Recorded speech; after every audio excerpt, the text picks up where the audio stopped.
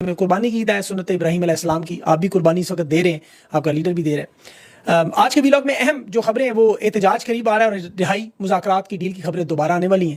آپ کی توجہ ہٹانے کے لیے اس پر تھوڑی سی تفصیل بتاؤں گا, تاریخ بتاؤں گا, ساتھ سیاستدانوں کے تعلقات جو مضبوط ہوں مفادات سے ٹکرائیں تو کیا انجام ہوتا ہے, اور سعودی عرب میں اس وقت شہباز شریف کو کیوں بلایا گیا, محمد بن سلمان کا معاملہ اس میں کیا ہے, آرمی چیف بھی موجود ہیں, خانہ کعبہ کے دروازے بھی کھولے جا رہے ہیں, کیا یہ وی آئی پی سیاسی پروٹوکول ہے یا وجوہات کیا ہے, موجودہ حکومت کی مہنگائی, غربت اور جرائم پر قابو کی بجائے دکھاوا, بیانیہ, نمائش, غربت کے نئے ریکارڈ ٹوٹ گئے, تفصیل اس کی بھی بتاتا ہوں. لیکن سب سے پہلے جو احتجاج کے دن قریب آ رہے ہیں, خان کی طرف تحریک کا اعلان آ رہا ہے. ویسے اب آپ خان کی رہائی کی مزید خبریں بھی سنیں گے, مذاکرات کے معاملات بھی ہوں گے, ڈیل کی باتیں بھی ہوں گی, یہ سب کچھ آپ کو بھی نظر آنا شروع ہوگا. لیکن پاکستان کی عوام اب آپ کو پتہ ہے سمجھتی ہے, یہ چیزیں پرکھ لیتی ہے, کہاں سے شروع ہیں خبریں بالکل موجود ہے, اس میں کوئی دو رائے نہیں, لیکن پلانٹڈ بھی ہیں, فیڈ بھی کی جاتی ہیں, اور کچھ اس میں حقیقت بھی ہے. ان معلومات میں فرق کرنے کے لیے اب ہمیں زیادہ تحقیق کرنی پڑتی ہے, کیونکہ فوکس جو ہے وہ اب آپ نے خبر کی تحقیق پہ رکھنا ہے.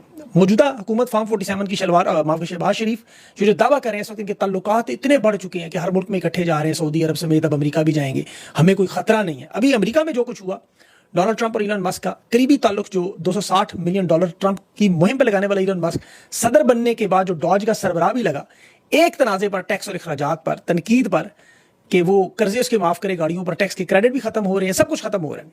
ڈونلڈ ٹرمپ کو ایلن مسک نہ شکرہ بھی کہہ رہا ہے, اور ایپسٹین سکینڈل جو بچوں کے بارے میں بڑا خطرناک سکینڈل طاقتور لوں گا, اس پہ بھی پوری ابھی معلومات دے رہا ہے, اور کہہ رہا ہے میں نے اس کی مدد کی, اس قابل نہیں تھا ڈونلڈ ٹرمپ. مواخذے کی حمایت کر رہا ہے, نئی سیاسی جماعت کی تجاویز دے رہا ہے, اور ٹرمپ جواب میں اس کی کمپنیوں کی سرکاری سبسڈیز ختم کر رہا ہے, معاہدے ختم کر رہا ہے, جیسے ٹیسلا کے شیئر میں 14% کمی ہے, $152 ارب کا نقصان ہوا.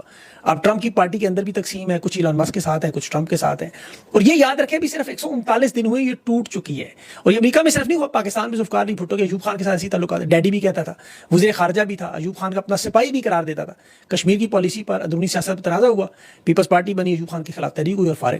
بھٹو کے ضیاء الحق کے ساتھ ایسی تعلقات تھے, بڑی محبتیں تھیں, 8 قدم پیچھے چلتا تھا, سگریٹ صاحب نے نہیں پیتا ضیاء الحق, لیکن ضیاء الحق آرمی چیف بنا, اس نے بھٹو کو پھانسی بھی دی. نواز شریف کے ساتھ دیکھ لیں, ضیاء الحق نے اسے سیاست میں لایا, پنجاب کا وزیر خزانہ بنایا, وزیر اعلیٰ بنایا, اتفاق فاؤنڈری بنا کے دی پوری کی پوری. ضیاء کے بعد جب نواز شریف خود مختار ہوا, تمام آرمی چیف سے لڑتا رہا, پرویز مشرف سے لڑا, 99 میں آپ کے سامنے دیکھ لیں کیا ہوا. بینظیر بھٹو بھی جنرل اسلم بیگ حمید گل کے ساتھ 90 کی دہائی میں حکومت برطرف ہوئی. پھر باجوہ نے جو عمران خان کے ساتھ کیا وہ بھی آپ جانتے ہیں. مولانا فضل الرحمان ایون کہ وہ ماضی میں آپ کو پتا ہے ایس آئی کی بڑی نرم قوت سمجھے جاتے تھے, آج اس حالت میں مجبور ہیں کہ اپنے گھر میں امریکی لوگوں سے مل رہے ہیں. تو یہ وقت میں بدلتے ہوئے وقت میں دیر نہیں لگتی, یہ بات یاد رکھیے, ہوگا ضرور, کیونکہ تاریخ میں جب کوئی عمل بار بار ہو تو اسے کہتے ہیں تاریخ دہرا رہی ہے, ماضی کے واقعات کا ایک تسلسل ہے, اس کا انجام ہم لوگ دیکھتے ہیں, تو یہ ہوگا ضرور. اب یہ 78 سال کا تاریخی تسلسل ہے, ابھی تو ان کے مفادات اکٹھے ہیں لیکن یہ ٹوٹیں گے ضرور. ابھی آرمی چیف اور سعودی عرب کے دورے پر ہے شہباز شریف, محمد بن سلمان خان کی رہائی کے لیے اس وقت بہت بڑی رکاوٹ بنا ہوا ہے. تحریک انصاف کے کچھ رہنماؤں کا برملا کہنا ہے کہ عمران خان آپ کو پتہ ہے اسلامی امہ کا ایک بہت بڑا رہنما سمجھے جاتے ہیں, شاہی حکومتیں گوارا نہیں کرتی اس چیز کو. شہباز شریف نواز شریف سے تو جو چاہے کروا لیں, عمران خان وہ نہیں مانتا. پھر جس طرح امت مسلمہ میں خان کی مقبولیت ہے وہ بھی انہیں برداشت نہیں, اسی لیے خان کی رہائی پر یہ اس وقت رکاوٹ بنے ہوئے ہیں. یہ بہت سے اہم لوگوں نے مجھے بتایا ہے, اور اس میں یہ بات سمجھ آتی ہے, کیونکہ آپ اس کی دلیل دیکھیں, شہباز شریف کو سعودی عرب میں ابھی آرمی چیف کے ساتھ بلایا گیا, بڑے ہال میں بڑا اچھا کھانا کھلا کر, ظہرانے دے کر, مہمان خصوصی بنا کر سعودی کابینہ کے سامنے بٹھایا. اب پاکستان ان کے حامی ٹرک کی بتی کے پیچھے بھاگ پڑے. آپ صرف فائنینشل ٹائمز کی ایک رپورٹ پڑھ لیں ابھی جو آئی ہے کہ سعودی عرب کی مائننگ فنڈ منار منرلز نے پاکستان کی ریکارڈ تعمیر سونے کے منصوبوں میں 10 سے 20% حصہ خریدا ہے, اور خریدا کتنے کا 500 ملین سے 1 ارب. یہ پاکستانی حکومت کا وہ 25% کا حصہ جو شراکت داری تھی 2023 مہینے آئے تھے, مئی کے مہینے میں بھی ریکارڈ ایک منصوبے پر. یہ $9 ارب جو کہ انتہائی کم دکھائے گئی, یہ $300 کھرب تک کی معدنیات کا منصوبہ ہے. بیرک گولڈ جن کے پاس 50% اور 50% حکومت پاکستان, جس میں 25% بلوچستان کا اور 25% وفاق اپنے بیچ رہے ہیں. اب یہ کان دنیا کے ان چند ذخائر میں جہاں مستقبل میں سب سے بڑی تعداد میں مقدار میں تانبا اور سونا نکلنا ہے. اب اس میں دیکھیں سعودی عرب نے پاکستان کو اب تک کیا دیا, اسٹیٹ بینک میں جو پڑے ہوئے ڈپازٹ ہیں یا تیل کی قیمتوں میں جو ادائیگی ہے وہ مؤخر کی, یعنی معاف نہیں کیا, صرف ٹائم دیا. ماضی میں حالانکہ سعودی عرب ایسی جنگوں میں معاف کرتا تھا, لیکن یہ شہباز شریف اور یہ ایسے بیچ رہے ہیں اس بیانیے کو بھی, اس مال کو بھی, جیسے یہ باپ کا مال ہے.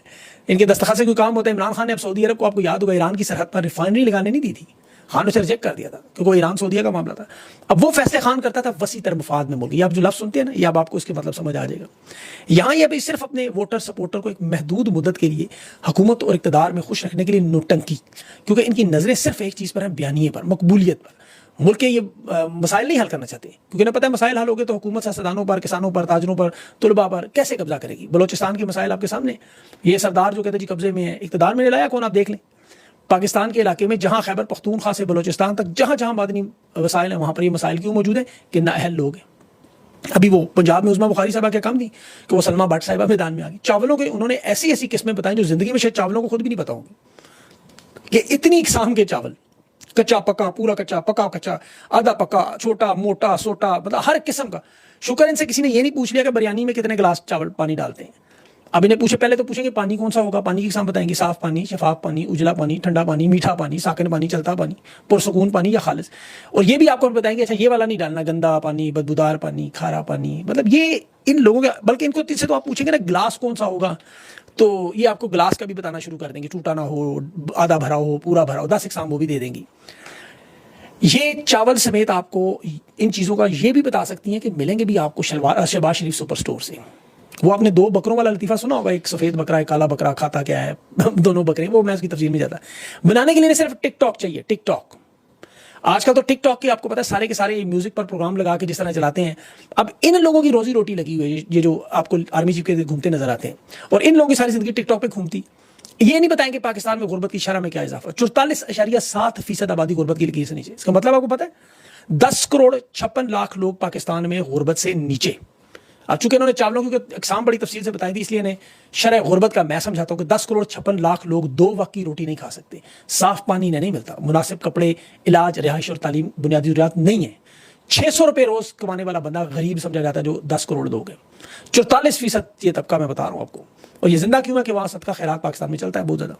آپ عمران خان کے دور میں 2018 سے 2024 کی رپورٹ پڑھیں غربت کی لائن کی, وہ مکمل آپ کو 2018 سے نیچے جاتی ہوئی نظر آ رہی تھی, جو اب دوبارہ 44% اوپر کی طرف شوٹ کر. یہ 6% جو ہے یہ یعنی 72 لاکھ لوگ ہر سال مزید غریب ہو رہے ہیں. انہوں نے چونکہ چاولوں کا ذکر کیا نا, اس لیے میں نے تفصیل بتائی. کسان کی حالت زرعی ملک میں نہ گندم, نہ چینی, نہ چاول, اور غربت میں مزید اضافہ. ہوتا کیا ہے پھر؟ دہشت گردی اور بدامنی.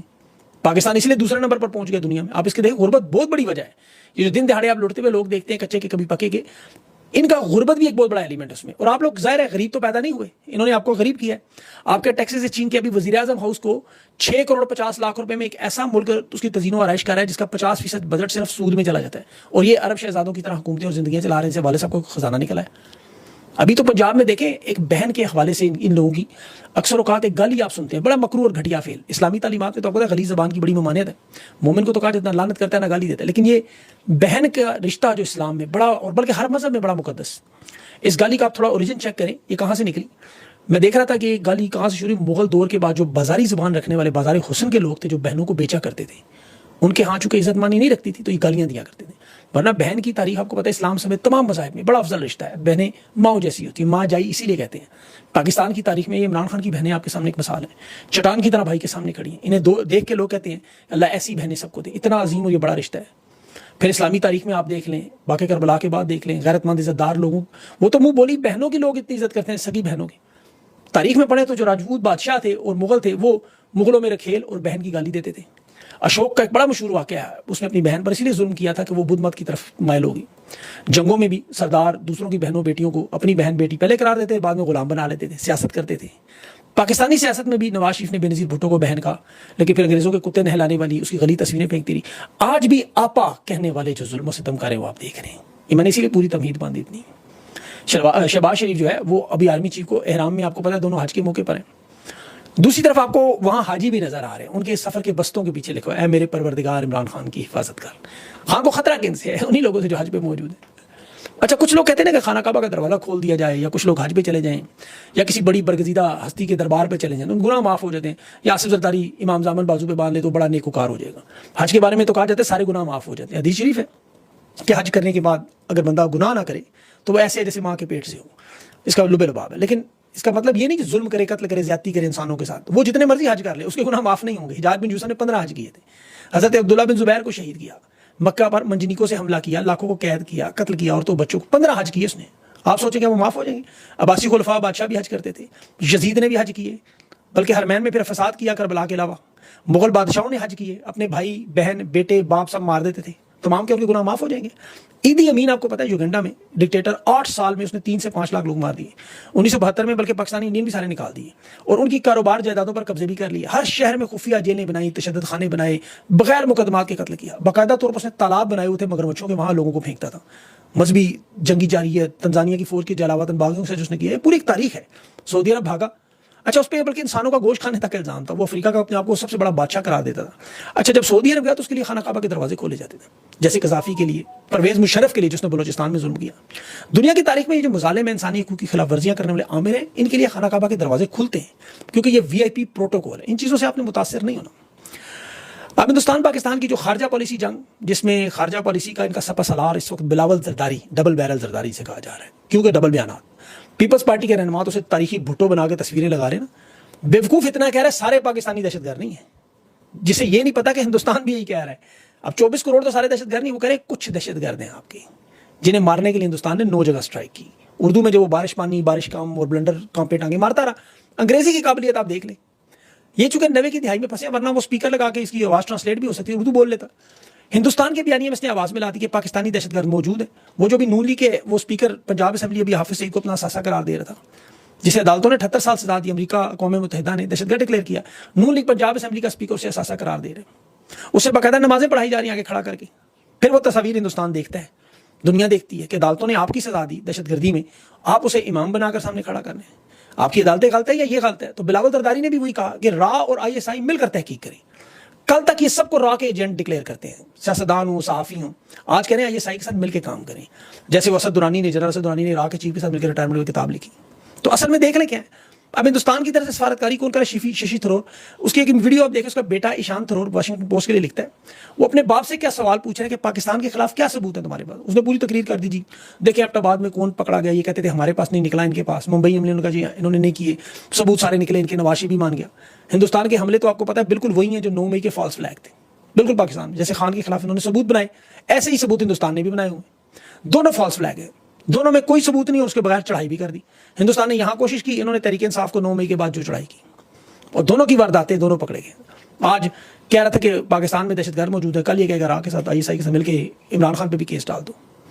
تو ان لوگوں کی اس وقت جو وارداتیں ہیں وہ دنیا پوری دیکھ رہی ہے, کیونکہ یہ وہ نااہل لوگ ہیں. اسی لیے میں پنجاب کا یا ان لوگوں کا ذکر کرتا ہوں, تاکہ آپ کو پتہ چلے کہ پاکستان کے ساتھ کیا. ابھی وہ ایک لڑکا دیکھ رہا تھا نواز شریف کے گھر میں, اس کا حقیقت میں ٹوائلٹ صاف کرتا تھا, اس کو پنجاب میں اتنے بڑے عہدے پہ بٹھایا, وہ پورا چلا رہا ہے نظام. اس میں جیسے وہ پتہ نہیں کتنا بڑا اقوام متحدہ کا چیئرمین ہے.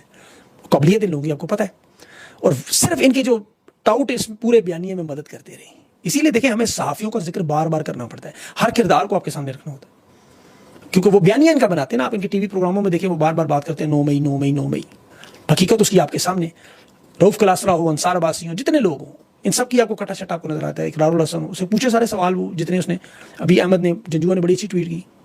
تو بہرحال اس لیے اس پہ مزید جو ہے وہ بات اگلے ویلاگ میں کروں. اب آپ کی عید ہے, سنت ابراہیمیہ آپ نے ادا کرنی ہے, ادا کرتے وقت ساتھ ساتھ قربانی دعا ضرور کیجیے گا. اللہ پاکستان کی قربانی بھی قبول کرے اور ہمیں مزید قربان ہونے سے بچائے. اپنا رحم کرے, اپنا خیال رکھیں آپ. اللہ حافظ.